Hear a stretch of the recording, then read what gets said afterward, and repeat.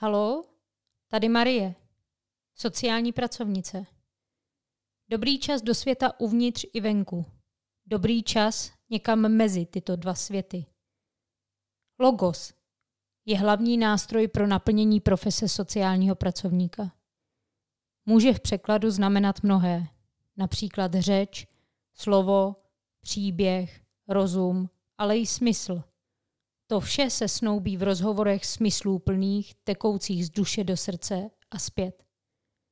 Pojďme dát slovům váhu, aby k rovnováze vedla přímá cesta. Ve vlnách klidných i bouřlivých sociální pracovnice vysílá. Právě se nacházím v Neratově v Orlických horách. A to nejenom proto, že je tady prosklený kostel na nebevzetí Panny Marie, poutní místo, sdružení Neratov, který pracuje s mentálně postiženými lidmi. To všechno tu je. Ale v tomhle čase, v srpnu, začátkem srpna, myslím, že po třetí, po čtvrtý, přátelé balí spací auto, bereme plecháčky, vyrobíme fazelovou pomazánku, já upeču chleba a jdeme si užít 3-4 dny festivalu divadel. A v to konkrétně festivalu divadel pracujících s lidmi s mentálním postižením, který tady realizuje spolek Jiné jeviště a které se tady už 10. ročník v Neratově koná. Sláva lidem, co Menteatrál staví, sláva lidem, co Menteatrál baví. To je píseň souboru tanečního studia Light, který většinou doprovází při festivalové mši a otvírá ten festival Menteatrál v Neratově touto úvodní písničkou nebo songem. Sláva lidem, co Menteatrál staví. A to jsou ty, kteří tady teďka se mnou sedí a s kterými povedu rozhovor. A proto teď naproti mně sedí ti, co Menteatrál staví. Zuzka a Jonáš, omlouvám se, Honza, z Jiného jeviště, s kterými si budeme o festivalu povídat. Zuzka a Jonáš. Zuzka a Honza. Zuzka a Honza. Sorry. To nevadí, není to úplně mimo. Jonáš Korán, slavný to komentátor Late Night Show, uváděl včera festival, takže to není jako jen tak tahle mílka. Super. Děkuju za uvedení na pravou míru. Pojďte představit, kde ta myšlenka vznikla, kde to začalo, kdy to začalo, jak se to zrodilo a proč je to spojený s Neratovem. Začalo to tak, že v Neratově jsme začali s partou lidí z DAMu, vlastně spolužáků z různých oborů, divadelní fakulty, zkoušet divadlo s místníma klientama, lidma s mentálním postižením. A po 3 letech, co jsme vlastně takové každý léto i přes rok zkoušeli, tak jsme měli chuť poznat i jiný soubory, který pracují podobně. No a tak přišla myšlenka uspořádat festival. Přišlo nám to trošku bláznivý, ale vedení místního sdružení Neratov to vzalo za pačesy okamžitě a řeklo, no jasně, pojďte, děláme festival. Tak prostě jsme do toho vlítli a už je to 10 let. Přesně tak, je to bláznivý 10 let. Co to všechno obnáší udělat festival? Zvlášť vlastně se specifickýma potřebama, s těma souborama, s lidmi, který kolem toho jsou. Co jste za partu lidí? Co to všechno ta příprava vlastně obnáší? Tak já musím na začátek říct, že já jsem sem v roce 2014, kdy byl první ročník festivalu, přijela jako dobrovolník. V roce 2015 také jako dobrovolník. A tuším, že až v roce 2018, což byl 4. ročník festivalu, jsem ho přebrala produkčně pod sebe. Co to obnáší? Asi velkou komunikaci, jak to tak bývá většinou v produkčním světě. Ale my se vlastně snažíme vždycky pozvat všechny soubory, který pracují na profesionální úrovni s lidmi s mentálním postižením.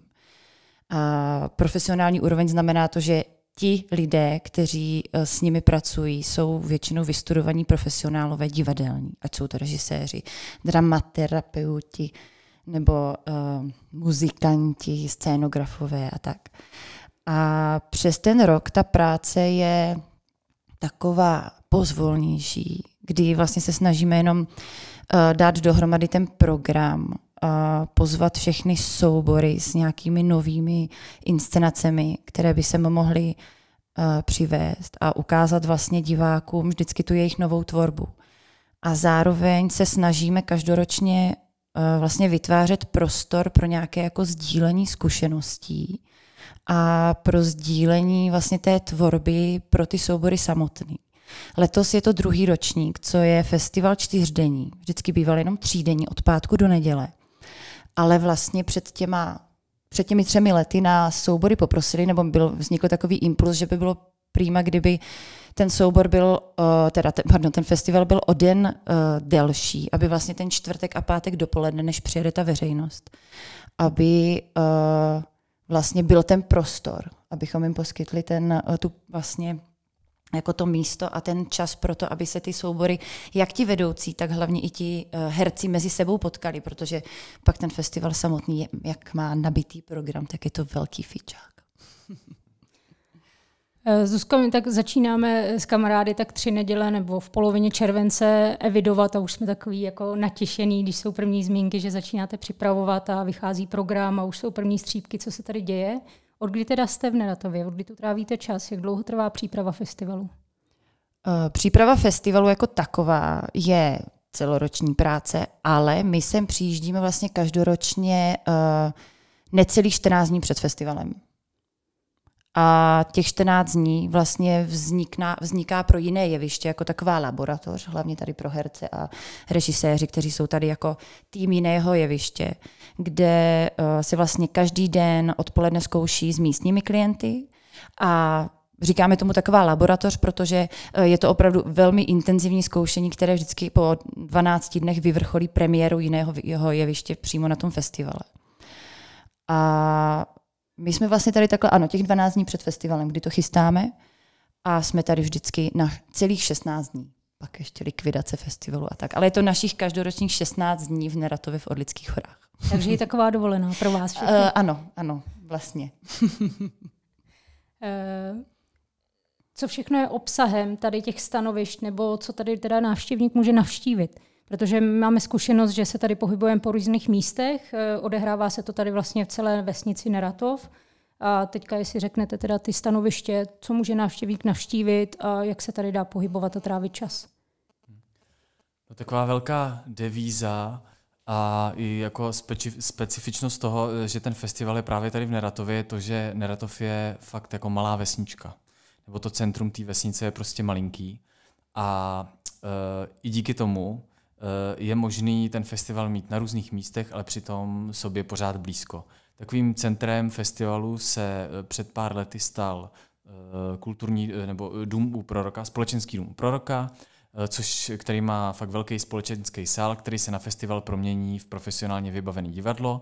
A u toho domu jsou taky ještě další stany, kde je bar a další scéna, ale každoročně je nějaký program taky v kostele na Nebevzetí Panny Marie, nádherným barokním kostele se skleněnou střechou. A tam kromě mše bývají taky koncerty nebo představení nebo nějaké instalace. A často taky ještě vznikne v Neratově různě v prostoru nějaká výtvarná instalace nebo něco takového. Letos je třeba audioinstalace ve hřbitovní kapli.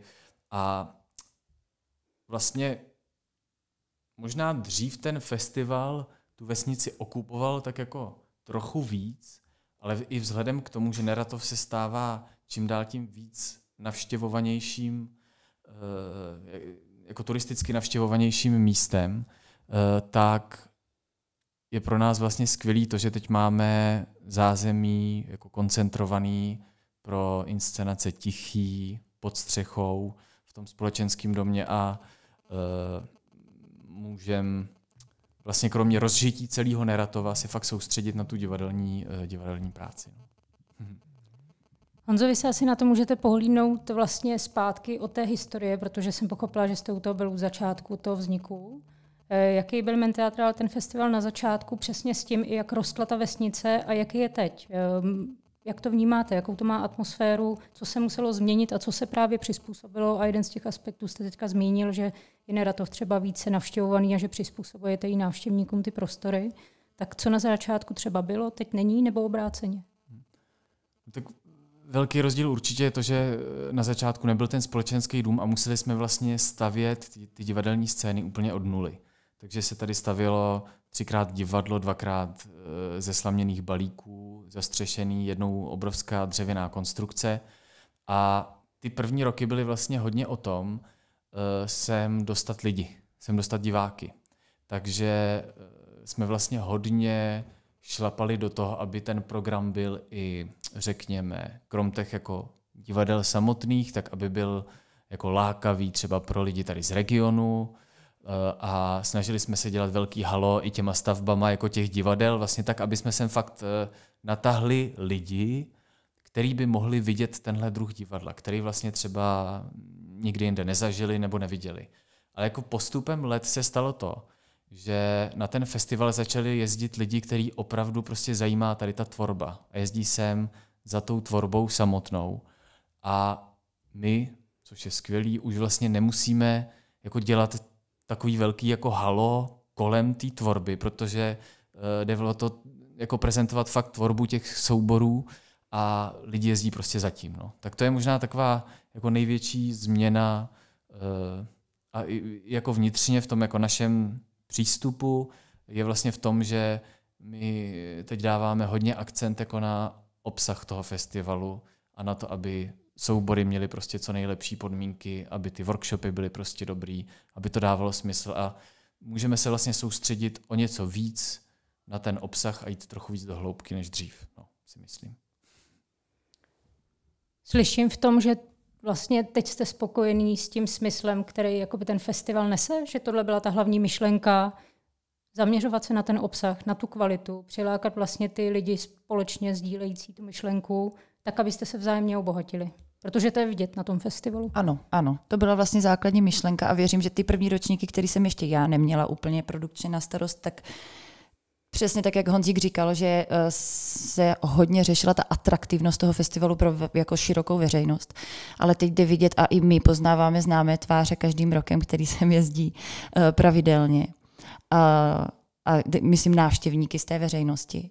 A vnímám to vlastně dost podobně, že samozřejmě bychom byli rádi za ještě větší návštěvnost, to každý festival, nicméně už musíme postavit asi další nějaký větší divadlo, protože už se nám tam ty diváci vlastně všichni ani nevlezou. Chápu. Někdy to je tlačenka dostat se na to představení a máme trochu nervy, aby jsme nezůstali stát před dveřmi, protože ty představení jsou ojedinělý, mají přesah, mají atmosféru, ale prostor někdy je limitující. Ale vlastně na ten dostatek prostoru, který tady je, si myslím, že těch návštěvníků přijíždí vždycky tak akorát, že to je tak jako... A samozřejmě, kdyby bylo něco většího, tak jenom hurá na podporu festivalu. Když jsme teda u té podpory festivalu, než se dostaneme k tomu programu, na který můžete lákat v tomhle ročníku, který je jubilejní, je 10., tak dá se podpořit někde festival. A teď se bavíme o ekonomické stránce, protože všimla jsem si, že máte sbírku Donio a vůbec tady na místě, kdyby sem někdo chtěl přijet ještě, protože festival vlastně začal včera nějakou přípravu pro vás jakoby interně a dneska se otvírá pro veřejnost, začíná mší v 5 hodin, takže vlastně slyšíte teďka aktuálně program, na který ještě můžete dorazit a kde byste mohli ten festival podpořit? Nebo? Festival se dá letos nově podpořit, nebo spustili jsme kampaň na platformě Donio, která běží 10 dní a poběží ještě dalších 50 dní. Musíme říct, že se za prvních 10 dní vybralo téměř 80 000, což jsme vůbec nečekali a je to naprosto skvělý pro nás. A jsme hrozně rádi za tu obrovskou podporu. Nicméně ta kampaň vznikla vlastně taky kvůli tomu, že jsou lidi, kteří se sem třeba nedostanou, ač to plánují. A tohle to je jako forma té podpory na dálku. Takže budeme rádi za každý další příspěvky, které by se tam mohly teoreticky objevit. Ale letos jsme to zvolili i tak, že vlastně vstupné, které je doporučené na tento festival, se dá platit buď hotově, anebo přímo vlastně přes tu platformu Donio. Takže vyzýváme i všechny, co nás poslouchají, kteří se sem nemůžou z nějakého důvodu dostat, i přesto jim tenhle projekt sympatický. Ty možnosti, které zmínila Zuzka, tam je možnost podpořit. A teď k samotnému programu, co tady letos uvidíme? Na co nalákáte? No, letos je program opět našlapaný. A uvidíte krom premiéry jiného jeviště, to je vlastně ta inscenace, kterou tady zkoušíme před festivalem, tak pak ještě dneska večer bude představení souboru Zemětřes z Kociánky z Brna a večer, úplně spíš teda v noci, taky představení tanečního Studia Light, představení Bratři. Taneční Studio Light je tady takovou stálicí, která se trochu vymyká té dramaturgické linii divadel tvořících s lidma s mentálním postižením, protože je to divadlo, který sice podobným způsobem pracuje, ale pracuje s dětma. Ale vlastně se sem dostali už při prvních ročnících tak nějak trochu náhodou, prostě jsem chtěli přijet a vlastně to spojení jako dětí, dospívajících a lidí s mentálním postižením se ukázalo jako hrozně, řekl bych, cenný pro všechny strany. A pak zítra bude program od oběda až do noci a uvidíte divadlo Ujeto, divadlo Al dente, divadlo Dramas a to je všechno. A taky slavnostní premiéru filmu Chyba je dárek, což je dokument zachycující loňský zkoušení tady v Neratově. No a taky DJ Květina, Noční kino, jako je to hodně, no. Prostě MC Wendy. A MC Wendy, jo, místní reperka MC Wendy. No, jako je toho fakt hodně, jo. Mohli bychom o tom mluvit ještě díl, ale prostě budete muset přijet.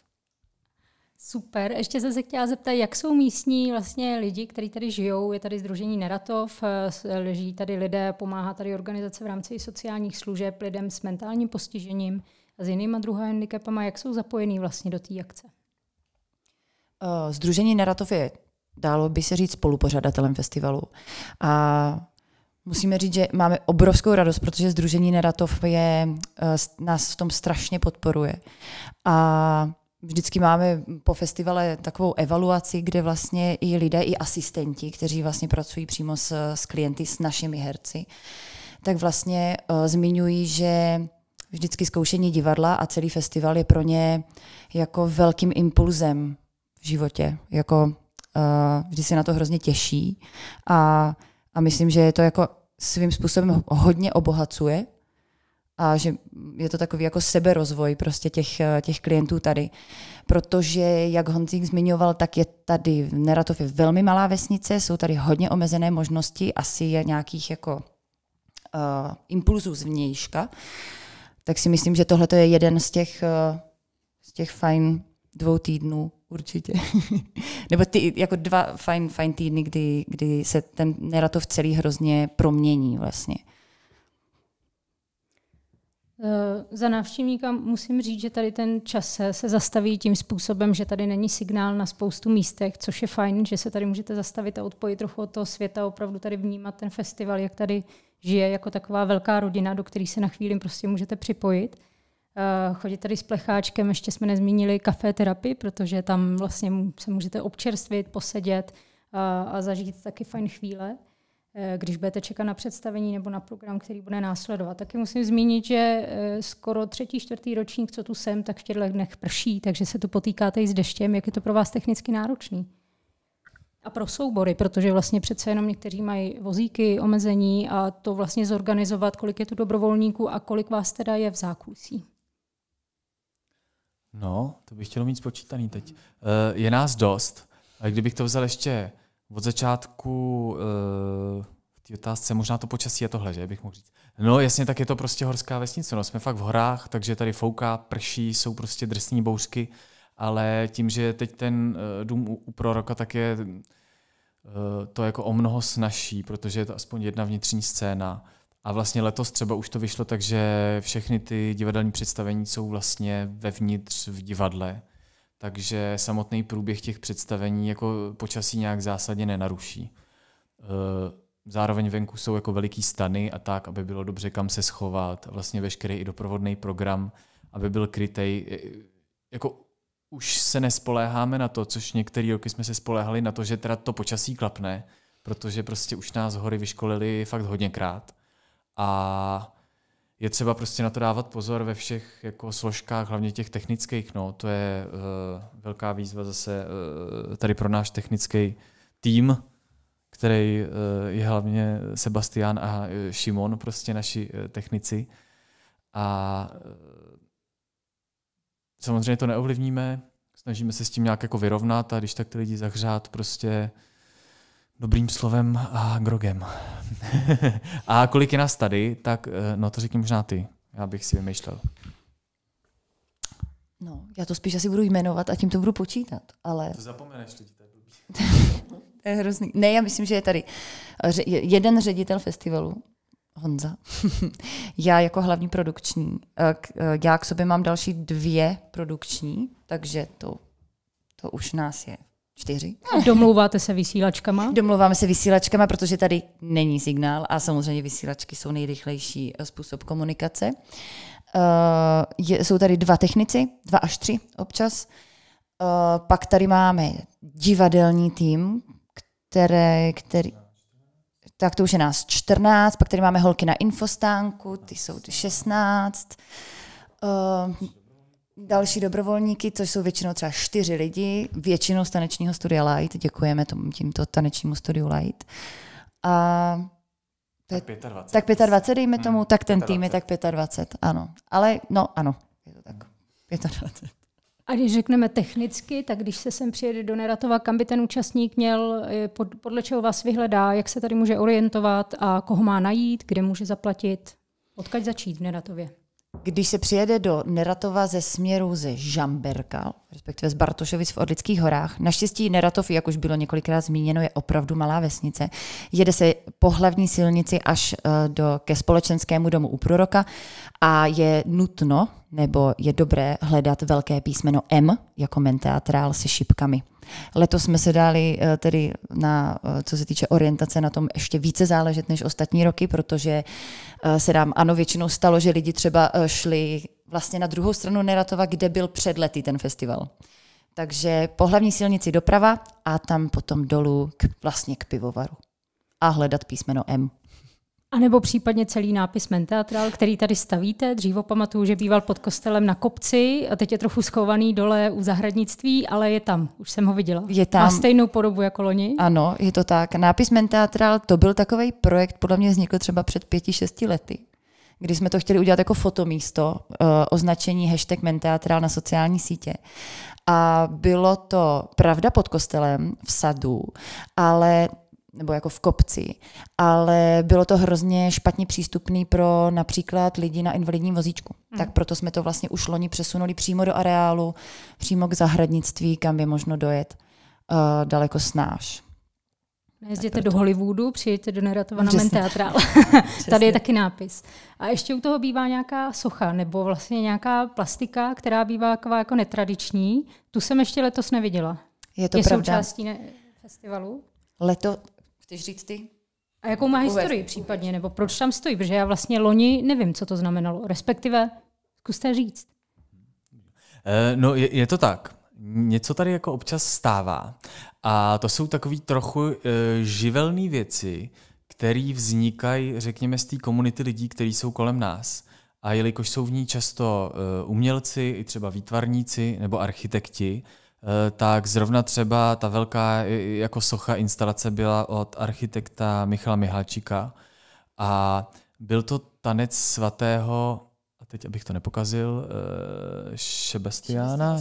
Byl to tanec svatého Šebestiána a bylo to vlastně, který byl složený z písmen Menteatrálu, který ale vypadaly a byly tak jako 3-4 metry vysoký a vypadaly tak, jako kdyby je někdo naházel prostě dohromady a vznikl z toho takový obrovský chuchel prostě. Chuchel, no. A letos tady ta instalace není. Letos nic tak nevyvřelo. Nicméně, protože Michal musel stavět bar teda. Ale ten je taky důležitý. Taky důležitý. Ale už to v něm vře. A už říkal, že na příští rok bychom měli vymyslet něco, Ostravák říkal, že bychom měli vymyslet něco pořádného a že bych přijel trochu dřív, víš, třeba týden před festivalem a něco tady robil. Tak příští rok bude něco velkého. Něco tu sluče, co tu najde ležet. Přesně, no. To je Michalův styl, ano. Krásný. Ještě je zapsaný spolek Jiné jeviště. Ještě nějaký jiný počin, který má vlastně spolek během roku jakoby za aktivity, činnost. Pojďte odprezentovat, řekněte si, co se děje ještě v jiném jevišti. No, spolek vzniknul fakt vyloženě jako kvůli tomu zkoušení tady, ale v průběhu těch 14 let, co funguje, nebo 13, tak fungoval jako produkční zázemí pro projekt za 5.12, kde se rozjížděl divadelní soubor, pak tam má na kontě jednu inscenaci nebo projekt s teenagerama a ještě pár dalších projektů, ale jako momentálně je ten spolek, jeho hlavní činnost je prostě zkoušení v Neratově a Menteatral. Organizátor festivalu Menteatral. Ano. Pojďme zkusit nalákat ještě ty, co nás poslouchají, na to, jak byste využili a zlepšili, nebo co vám můžou přinést ty finanční prostředky, kromě toho, že vám velmi podpoří jako vlastně celou tu organizaci, kterou vy věřím, že spousta let děláte jako dobrovolně z větší části. No, určitě to může přispět k tomu, aby jsme letos zvládli zaplatit techniku, která tady je, aby jsme zvládli zaplatit všem souborům cesty sem, jídlo, případně honoráře, který vyplácí hercům, ubytování, prostě všechno tohle, což si dokážete představit, že když se sem sjede téměř 100 umělců jako z celé republiky, tak to prostě není malá finanční položka. A taky zaplatit lektory, který tady vedou workshopy. A pokud se těch peněz vybere dostatek, a nebo dokonce víc, tak my už máme vlastně plán na to, jak ty peníze, řekněme, investovat do budoucího rozvoje festivalu a konkrétně třeba do toho, aby mohl vzniknout nějaký opravdu profesionální, strategicky promyšlený plán financování a taky PR a kontaktu s veřejností, protože to je prostě v dnešní době už nutnost k těmhle věcem přistupovat fakt profesionálně a promyšleně, pokud mají fungovat. Kromě toho, že to je jako počin v České republice, možná i za hranicema, který si myslím, že nemá obdoby, protože je to fakt komplexní kombinace přístupu k lidem s handicapem, kombinace umění, kultury vlastně, kde se tady všechno snoubí. Potkávají se tady profesionální soubory, laický soubory, kde dáváte myšlenku. A myslím si, že v dnešní době je to cennější, že já jako návštěvník tady zažívám jako kus upřímnosti, laskavosti a prostoru, kde se pohybujeme a je tady velká míra tolerance a lásky, což v podstatě jako se snoubí v neopakovatelnou atmosféru, kterou tady vytváříte. Takže moc díky za to.